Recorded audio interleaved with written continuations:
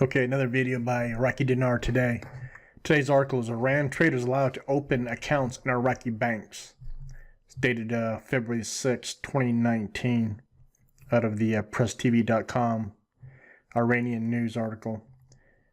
Iranian traders can open accounts with Iraqi banks to carry out their transactions under a new payment system agreed between the two neighbors. The governor of Iran's central bank, Abdel Nasser Hemati, said Wednesday, according to an agreement reached with the Central Bank of Iraq, Iranian exporters can operate through Iraqi banks, and in this regard, Iranian banks can have dinar-denominated accounts in Iraqi banks. On Tuesday, Iran and Iraq agreed on a payment mechanism that will enable the two neighbors to do business in the face of U.S. sanctions on Iran. This is not a good deal. You got the Iranians who have significant influence in Iraq, and they're trying to skirt around the sanctions. So they need dollars, they need euros, they need dollars, any kind of world reserve currency, and that's what they're after. If they can do it legally and so much easier with the auctions, they will do it. Stuff like according to the agreement, Central Bank of Iran will have euro and dinar-denominated accounts in Iraqi banks, and gas and oil exchanges will be carried out via these accounts. Iraqi companies can also open accounts in Iranian banks and do trade in dinars, said Ahmadi, who also announced that he agreed with a request for Iraqi banks to open branches in Iran. So I wonder which first Iraqi bank will open up a branch in Iran.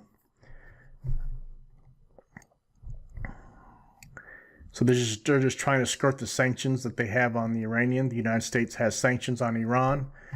Iraq already said that they're not going to follow the request by the United States government to initiate the sanctions. So this is going to be interesting to see what happens. I'll just continue reading here. The swap deal was agreed at the end of 2017, under which Iraq was able to truck 60,000 barrels. They had an agreement back in 2017 from the Basra port, just trucking in barrels of oil and natural gas. The Iraqis made several batches of shipments, but stopped them prior to Washington's sanctioning of Iran's oil sector on November the 5th. That's because the sanctions were coming on. Iranian officials have said the country is pushing forth with a 2025 vision plan to raise its exports to Iraq to $20 billion a year, despite U.S. pressures on Baghdad to keep Tehran at arm's length. Foodstuff, livestock, construction material, and plastic products constitute the bulk of Iran's exports to Iraq.